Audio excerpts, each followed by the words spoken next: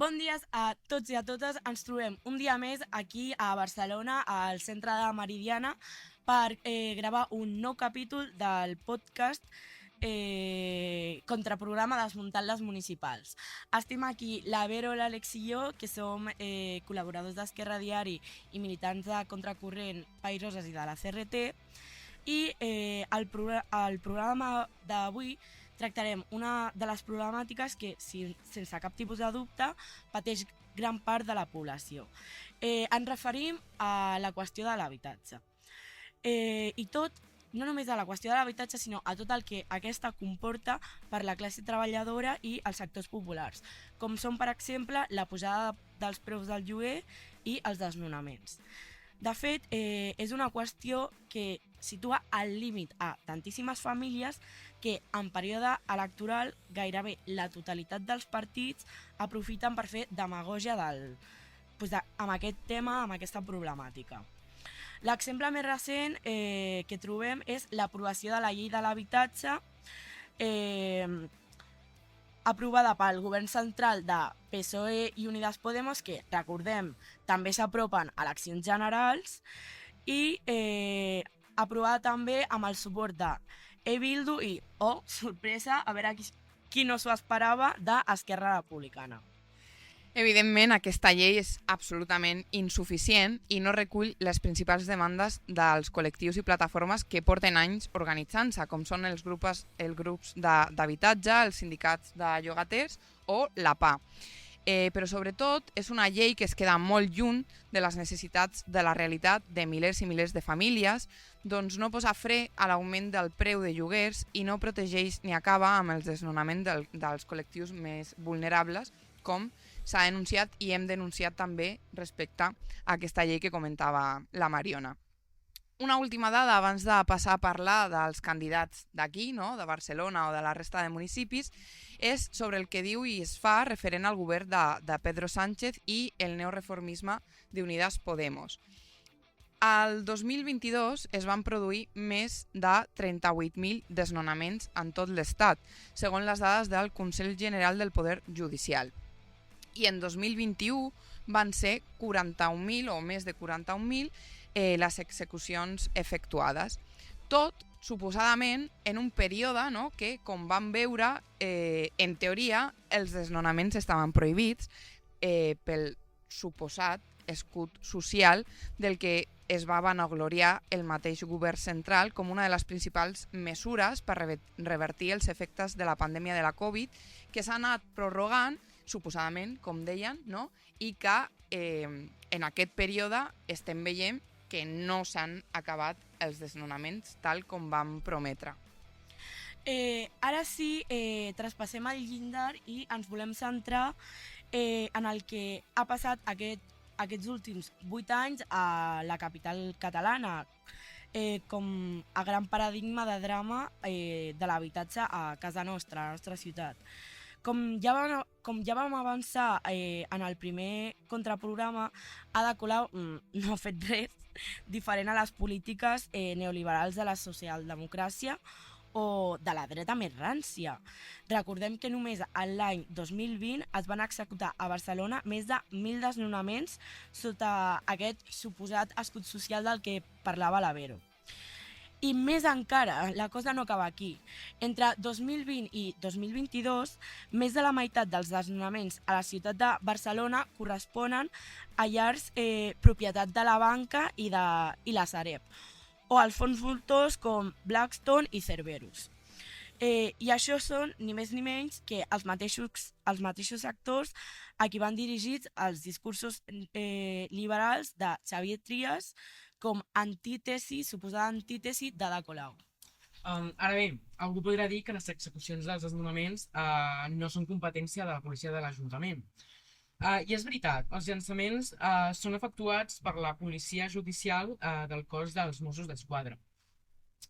Però el mateix Ajuntament de Colau ha donat suport policial a gairebé la majoria dels desnonaments efectuats sobre el seu mandat.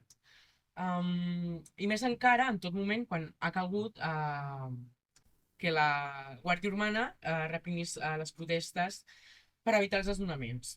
L'equip municipal s'ha posat al capdavant i ha reivindicat la tasca antirepressiva de la policia de Colau. Repressiva. Oh, t'imagines la Guàrdia Urbana fent una tasca antirepressiva? No passa res, perquè nosaltres estem en contra de la policia. Clar, No ens agrada la policia. I mira, per exemplificar-lo una mica, vull contar el meu cas, que va passar ja fa poc, 2 mesos, més o menys. Al final, jo tinc 16 anys, i a finals de febrer de 2023, d'aquest any, el meu germà de 12 anys i la meva mare ens van fer fora del pis que portava vivint 3 anys al barri de la Florida, l'Hospitalet. Tot va ser molt, molt ràpid, va ser tot en una onada de fred, i tot i tenir constància que la meva mare i el meu germà patien problemes de salut greus. Com ja és habitual, els antiavalots estaven convocats. Hi havia 2 furgons d'antiavalots i un cotxe de patrulla dels Mossos d'Esquadra. Els Mossos van pujar al pis, van treure la meva mare del llit, que estava també amb una màquina que utilitzava per respirar. La meva mare va caure a terra i com que la vam treure de sobre perquè va caure com al peu d'un mosso i sí. Lesions, segur. Ens agrada Per molt. això ma mare després va estar com 2 dies amb mal d'esquena. Normal. És que... Després, que no ens vingui rufiant a parlar de posar més policies als barris per fer-los segurs, que ja sabem que es fa realment la policia. Ara tampoc sorprèn després de que Esquerra Republicana i el govern central aprovessin la reforma del Codi Penal que endureix la repressió contra la protesta social del moviment de l'habitatge. Bé, a sobre, en el teu cas, el pis era propietat d'un fos voltor, no? Que és un greu problema, com hem vist als altres episodis i com es denuncia des del moviment per l'habitatge. Sí, el pis és de la propietat d'Arivarian, que és la immobiliària del fons voltor Cerberus. Segons l'Agència de l'Habitatge de Catalunya, l'entitat té més de 3.500 pisos buits a tota Catalunya, però nosaltres ens vam fer fora de casa nostra sense tenir alternativa habitacional. A través de la immobiliària Aya Real Estate, on un dels fills d'Aznar és conseller, Cerberus ha aconseguit gestionar pisos de CaixaBank, Cajamar, el Banc Santander, el Banc Sabadell, BBVA i fins i tot la Sareb. Des de la Generalitat i el govern de PSOE i Unides Podem parlen d'un escut social i mesures contra els desnonaments que s'aturen, però ja veiem que tot això és mentida. Tots ells són responsables, doncs garanteixen el negoci de la banca i dels especuladors, que tenen beneficis milionaris, mentre a nosaltres ens amenacen amb la policia. I ara que parlem de les eleccions municipals, no m'oblido de la candidata del PSC d'Ajuntament de l'Hospitalet, la Núria Marín, que ara actualment és alcaldessa i es torna a presentar com a alcaldessa. Després de criticar-la a la televisió, ens va trucar una persona del seu equip i ens van dir que trobarien solucions, però encara no tenim cap solució. Tant l'Àlex com jo no hem viscut com a tal la crisi del 2008, érem petits, acabàvem de néixer pràcticament, però encara així hem crescut sobre les seves conseqüències. Ens expliquen, veiem, llegim que llavors el PP rescatava la banca amb milers de milions d'euros públics i retallava serveis públics. I què ha fet el PSOE i Unides Podemos? Doncs ha culminat el rescat assumint el deute de la Sareb, tot i que mantenint la seva gestió privada on es troben accionistes com el Banc Santander o CaixaBank, deixant clar que continuen governant per la banca. Sí, però jo crec que els joves i la classe obrera no ens hem de resignar a acceptar-ho, no? Perquè volen vendre que no hi ha cap alternativa i no és la veritat. A Catalunya hi ha més de 30.000 pisos buits en mans de grans tenidors. Per què no es podrien expropiar aquests pisos sense indemnització? Estan en mans d'empreses que tenen beneficis milionaris com el BBVA, la Sareb, que està rescatada amb diners públics, o fons voltors com Cerberus, que té 3.500 pisos buits.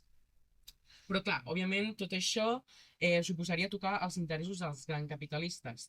Però ja sabem que no ens regalaran res. No. Per això penso que els joves, com jo i com Mariona, ens hem d'unir amb la classe treballadora, com el professorat en les darreres vagues d'educació o la lluita de les sanitàries per enfrontar els atacs dels governs de torn. Sí, és clar que sí. Tothom... Bueno, crec que hem vist des de Contracorrent, no? que també heu estat al front d'aquesta unió amb les treballadores com les treballadores de l'educació. I tornant a parlar del tema de les municipals, molt s'ha parlat i s'ha escrit, no? d'una Ada Colau que va ser portaveu estatal de la PA, però que no va tardar res des de que va ser nomenada alcaldessa en ordenar el primer desallotjament, tot autoritzant, no? a la Guàrdia Urbana, com deia abans l'Àlex, a donar suport al llançament. Però què podem dir, no? d'altres candidats com són el propi Trias o Jaume Collboni del PSC? I també parlarem una mica de la proposta d'habitatge de la CUP per veure si en realitat és una alternativa, no? Si mirem dades crues, no? per començar, els últims anys de mandat de Xavier Trias, que recordem que va ser alcalde abans del primer govern d'Ada Colau, els desnonaments es comptaven per més de 3.000 execucions anuals, mentre el govern municipal de l'antiga Convergència a Barcelona anunciava el 2013 la construcció de 1.000 habitatges de lloguer protegit, dels quals 2 anys després no n'hi havia cap ni un de començat.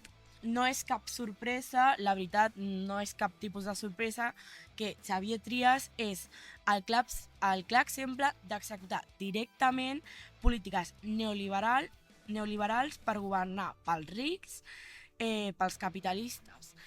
I ja hem vist també en anteriors programes com això ho fa directament a cara descoberta i a auditoris on hi conversegen més voltors per metre quadrat que una altra cosa. O sigui... Però tampoc podem deixar d'evidenciar el PSC, que ha estat també el gran benefactor d'aquestes polítiques per als grans cercles de poders de la ciutat. Collboni diu que si és escollit alcalde, una de les primeres accions serà exigir al president de la Generalitat, Pere Aragonès, la construcció de 2.300 habitatges de lloguer social que pertocaria a la ciutat de Barcelona d'un pla de 10.000 llars que va prometre recentment el govern català. Ara bé, què es pot esperar d'un partit que durant més de 3 dècades i seguint la dinàmica franquista va deixar en la més absoluta desatenció social i fins i tot mèdica a grans nuclis de la classe treballadora i els sectors populars que habitaven en barranqueres al llarg de la vella Barcelona. La Perona, el Camp de la Bota o Santa Engràcia, així com tot el litoral barceloní, en són clars exemples del poc rastre que queda avui a dia. I és quan el fenomen del barraquisme en plena democràcia va tornar a ser una molèstia. El mateix PSC es va posar al capdavant de l'enderrocament i liquidació total de milers d'habitatges sense resoldre el seu gran problema, sense resoldre el greu problema de l'habitatge.